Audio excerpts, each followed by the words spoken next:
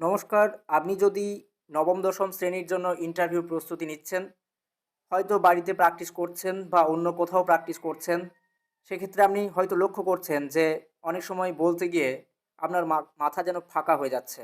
অর্থাৎ কিছুই মনে নেই বা ব্ল্যাঙ্ক হয়ে যাচ্ছে। কেন এটা হচ্ছে? এটা হওয়াটা কিন্তু স্বাভাবিক। যদি এর আগে অন্য কোথাও আপনি ইন্টারভিউ দিয়েছেন, তাহলে সেক্ষেত্রেও হয়তো আপনাকে এরকম পরিস্থিতির শিকার হতে হয়েছে। ভবিষ্যতে যাতে এরকম শিকার হতে না হয়, তার জন্য আপনাকে বেশ কিছু দিক খেয়াল রাখতে হবে। অনেক সময় দেখি অনেক ছাত্রছাত্রী তারা বলতে, বলতে চুপ হয়ে যায়। এই চুপ থাকাটা কিন্তু আপনার জন্য কোনোভাবেই ভালো দিক না। তাই কী করতে হবে? আপনাকে বেশ কিছু দিক অবশ্যই নজরে আনতে হবে। যে দিকগুলোকে নজরে এনে আপনাকে বিষয়টাকে সম্পূর্ণ হ্যান্ডেল করার চেষ্টা করতে হবে। তবেই কিন্তু আপনার পারফরম্যান্সে একটা ভালো কিন্তু প্রভাব কিন্তু পড়বে। না হলে কিন্তু আপনার পুরো ইন্টারভিউটাই কিন্তু নষ্ট হয়ে যেতে পারে। যে ইন্টারভিউয়ের জন্য আপনি গত ৩ মাস ৪ মাস ধরে পড়াশুনো করলেন, ১ বছর ধরে স্বপ্ন দেখলেন, সেটাকে আপনি ৫-৬ মিনিটের জন্য কখনোই ভেঙে দিতে চাইবেন না, এটা আশা করি। তাই অবশ্যই ভিডিওটি দেখুন কোন, কোন জায়গাগুলোকে আপনাকে এখনও সময় রয়েছে নিজেকে তৈরি করার জন্য। প্রথমেই যে কথাটা বলব সেটা হচ্ছে আপনি প্রশ্নটা ভালো করে প্রথমে শুনুন। যদি ডেমো যখন দিচ্ছেন, সেই ডেমো আপনার নিজের জায়গা। কিন্তু প্রশ্ন উত্তর পর্ব যখন শুরু হবে, তখন আপনাকে যে প্রশ্নটা করা হবে, সেই প্রশ্নটা আগে ভালো করে শুনুন, সময় নিয়ে শুনুন। তারপর আপনি উত্তর দেবেন। প্রশ্ন শোনা মাত্রই তাড়াহুড়ো করে উত্তর দিতে গেলে যে প্রবলেমে পড়বেন সেটা হচ্ছে যে আপনি উত্তর শুরু করে দিলেন, প্রশ্নটা বুঝলেন না। না বুঝেই উত্তর দিতে শুরু করলেন, তারপর যখন মাঝপথে এলেন তারপর আপনি বুঝতে পারলেন, আচ্ছা, যে প্রশ্ন আমাকে করা হয়েছিল সেই উত্তরের সঙ্গে কোনো লিঙ্ক নেই। তখন আপনি কিন্তু আর কোনোভাবেই নিজেকে ঠিক রাখতে পারবেন না। আপনার ফ্লোটা নষ্ট হয়ে যাবে। তাই এইজন্য বলা হচ্ছে প্রশ্নটা শোনার পর তারপর আপনি ১-২ সেকেন্ড পজ নিয়ে তারপর উত্তর শুরু করবেন। এটা কিন্তু একটা বুদ্ধিমানের মতো কাজ হবে। অতিরিক্ত মুখস্থের উপর নির্ভর করবেন না। আমরা দেখেছি মুখস্থ বিদ্যা একটা নির্দিষ্ট সময় পর্যন্ত হয়। একটা সীমা থাকে। তারপর কিন্তু কোনোভাবেই সেই মুখস্থের উপর নির্ভর করলে আপনি আর ঠিক রাখতে পারবেন না নিজেকে। কারণ এত, এত বিষয়, এত, এত তথ্য সবকিছু মুখস্থ করা সম্ভব নয়। কিছু জিনিস আছে হয়তো মুখস্থ করতেই হবে। একটা সাল হয়তো মুখস্থ করতে হবে। একটা নাম হয়তো মুখস্থ করতে হবে। কিন্তু কোনো তত্ত্ব সেটা মুখস্থ করার বিষয় না। তাই আপনাকে চেষ্টা করতে হবে বিষয়গুলোকে বোঝার। বুঝে যদি আপনি পড়েন তাহলে আপনি অপরকেও বোঝাতে পারবেন। তাই চেষ্টা করতে হবে মুখস্থ থেকে দূরে থাকা। যদি মুখস্থ করেন তাহলে চিন্তা করার যে ক্ষমতা সেটা আপনার লোপ পেয়ে যাবে। তাই কি করবেন? অবশ্যই কিওয়ার্ড বেসড যে প্রিপারেশন করার চেষ্টা করুন। যেগুলো পয়েন্ট রয়েছে সেগুলোকে মনে রাখুন। পুরো লাইন কারোর পক্ষে মনে রাখা সম্ভব নয়।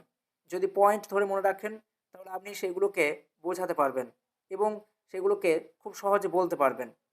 আরেকটা যেটা বিষয় সবার মধ্যেই কম বেশি দেখা যায়, সেটা হচ্ছে নার্ভাস হয়ে যাওয়া, উদ্বেগ চলে আসা।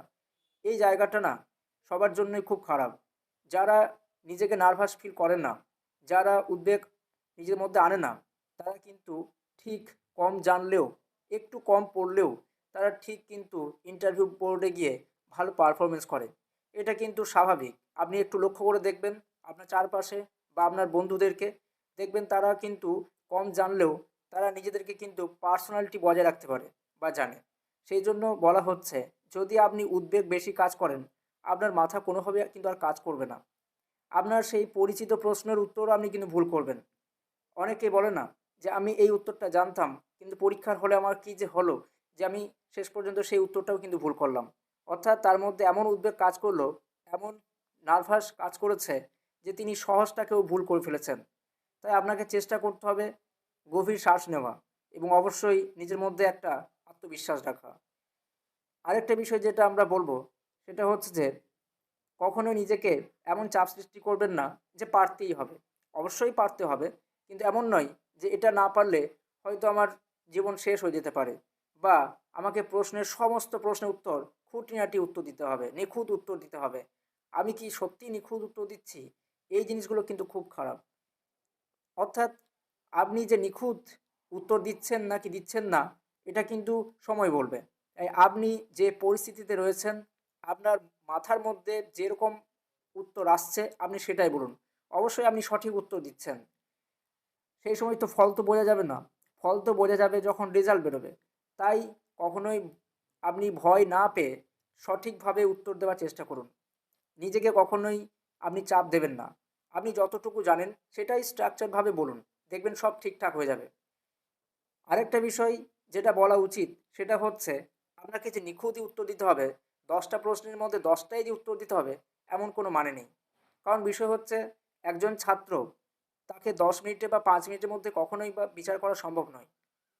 এত বড় একটা সাবজেক্ট, সেই সাবজেক্টের মাত্র ১০টি প্রশ্ন কোন জায়গা থেকে তারা করবেন বা ডেমোর কোন অংশ থেকে তারা করবেন, এটা তো কারো পক্ষে বলা সম্ভব নয়। তাই ওই ১০টা প্রশ্ন দিয়েই যে আপনাকে বিচার করা সম্ভব, তাও কিন্তু না। তাই নিজেকে কখনোই কিন্তু প্রেশার বা চাপ কিন্তু দেবেন না। আরেকটা হচ্ছে স্ট্রাকচারটাকে ধরে না রাখা। অবশ্যই আপনি কিভাবে উত্তর শুরু করবেন, এটা কিন্তু আপনাকে বুঝতে হবে। অনেকেই কিন্তু বুঝতে পারেন না যে উত্তরটা কিভাবে দেওয়া উচিত, কোন দিক দিয়ে শুরু করা উচিত, কোন জায়গাটা বলা উচিত। এটা কিন্তু একটা তাৎক্ষণিক বুদ্ধির পরিচয় পাওয়া যায়। তাই অবশ্যই বাড়িতে এগুলোকে প্র্যাকটিস করার চেষ্টা করুন। বারবার বলছি প্র্যাকটিস তো করতেই হবে। প্র্যাকটিস যদি না করেন তাহলে পারফেক্ট হবেন কী করে? তাই প্র্যাকটিসের মধ্য দিয়েই আপনার দেখবেন বলার ধরন, বলার ভাবনা চিন্তা সব কিন্তু গড়ে উঠবে। আরেকটা বিষয়, সহজ স্ট্রাকচার ফলো করুন। এটা এখানে আমি যেটা দিয়েছি, একটা ডেফিনিশন, এক্সপ্লেনেশন আর এক্সাম্পল, এইভাবে দেওয়ার চেষ্টা করুন যে কোনো প্রশ্নের উত্তর। অবশ্যই দেখবেন একটা ভালো উত্তর কিন্তু বেরিয়ে আসবে। ব্ল্যাঙ্ক হলে থেমে যাওয়া, অর্থাৎ যেটা দেখা যায় হঠাৎ থেমে গিয়ে চুপ হয়ে থাকা। এই যে চুপ হয়ে থাকা যেটা আমি বলছিলাম, এটা অবশ্যই কিন্তু একটা খারাপ দিক। অর্থাৎ সামনে যদি ধরুন আমি ইন্টারভিউ দিচ্ছি বা আমি কোনো কিছু একটা বলছি আপনাকে, আমি যদি হঠাৎ যদি থেমে যাই, তাহলে আপনি বা আপনার মধ্যে একটা প্রভাব কিন্তু পড়বে। তাহলে কিন্তু কি করতে হবে দেখুন, কম বেশি আমাদের ব্ল্যাঙ্ক হতেই পারে, মাথায় ব্ল্যাঙ্ক হতেই পারে। তার মানে এই নয় যে আমি জানি না কিছু বা আমি অযোগ্য। এটা কিন্তু প্রমাণ কিন্তু হয় না। তাহলে অবশ্যই আমি এটা কিন্তু বলতে পারি তাদেরকে। আর যেটুকু মনে আছে আপনি সেখান থেকেই শুরু করুন। এমন না যে একদম চুপ থেকে গেলেন। আপনি কিছু তো জানেন, অবশ্যই জানেন কিছু। তো সেটুকুই আপনি বলবেন তাদেরকে। আরেকটা বলব, এই জিনিসটা কিন্তু অনেকেই করছেন না বা অনেকেই যারা করছেন তাদের কিন্তু প্র্যাকটিস ভালো থাকার জন্য তারা অনর্গল বলতে পারছেন। মক প্র্যাকটিস করুন। অবশ্যই বাড়িতে আপনি যদি মক প্র্যাকটিস না করেন, তাহলে কিন্তু বাস্তব পরিস্থিতির সঙ্গে কিন্তু আপনার একটা পরিচিতি কিন্তু থাকবে না। আপনি যদি কখনোই যদি ১ম বারের মতো যদি ইন্টারভিউ বোর্ডে গিয়ে ৩-৪ জনকে সামনে বসে দেখেন, আপনার সামনে একটা হোয়াইট বোর্ড আছে, এবার আপনাকে যদি পড়াতে হয়, আপনি কিন্তু আতঙ্কিত হয়ে পড়বেন আরও। এইজন্য আপনাকে বাড়িতে বসে সকাল সন্ধ্যা ২ বার ৩ বার যতক্ষণ আপনি পারছেন আপনার ডেমোর উপর মক প্র্যাকটিস করুন। শুধু প্র্যাকটিস করলেই যে হবে তা নয়। প্র্যাকটিস করার সময় আপনাকে ২ থেকে ৩ জন মক ইন্টারভিউ যারা প্র্যাকটিস যখন করছেন, সেরকম কাউকে রাখুন। গাইডেন্স সামনে রাখুন, যে আপনার ভুলগুলোকে ধরিয়ে দিতে পারবে। এমন কাউকে রাখবেন না যে আপনার সাবজেক্ট সম্পর্কে কিছু জানেই না। সেরকম ব্যক্তিকে রাখলে তো তার কোনো লাভ হবে না। তাই চেষ্টা করুন সেরকম কোনো একজন ব্যক্তি গাইডেন্স হোক, বা ২ জন ৩ জন আপনার বন্ধু হতে পারে, বান্ধবী হতে পারে, আপনার কোনো দাদা হতে পারে, দিদি হতে পারে, অনেকের বাবা-মা হতে পারেন, যারা হয়তো সাবজেক্ট সম্পর্কে জানেন। তাদেরকে সামনে রাখুন, তাদের সামনে আপনি ইন্টারভিউ দেন এবং সাবজেক্ট কোনো এক্সপার্ট রাখুন, যিনি সাবজেক্টটা ভালো জানেন, এবং তাদের মধ্য থেকে গাইডেন্স নিয়ে আপনি মক ইন্টারভিউ প্র্যাকটিস করুন।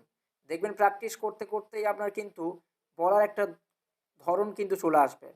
আরেকটা বিষয় যেটা, যে প্র্যাকটিস করলে কিন্তু এটা অনেকটাই কিন্তু নিয়ন্ত্রণ করা যায়। ব্ল্যাঙ্ক ব্যাপারটা এমন নয় যে এটা হতেই থাকবে, কখনোই না। আপনি যত প্র্যাকটিস করবেন আপনার মাথা থেকে এগুলো আস্তে আস্তে সরতে শুরু করবে।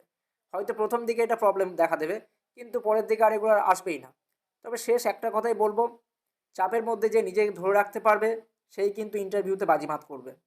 এটা কিন্তু সব জায়গাতেই হয়। চাপ সবার মধ্যেই আছে কম বেশি। তাই যে যত বেশি চাপটাকে এড়িয়ে যেতে পারবে, যে যত বেশি নিজেকে দক্ষতা প্রমাণ করতে পারবে ওই ৫ থেকে ৭ মিনিটের মধ্যে, সেই কিন্তু তার সাফল্যের দরজায় পৌঁছে যাবে। অবশ্যই আশা করছি ভিডিওটি আপনার ভালো লেগেছে। যদি ভালো লেগে থাকে তাহলে লাইক, শেয়ার এবং সাবস্ক্রাইব করে আমাদের পাশে থাকুন। অবশ্যই যতটা পারছি আমরা আপনাদের পাশে দাঁড়িয়ে থাকব। ধন্যবাদ, ভালো থাকবেন।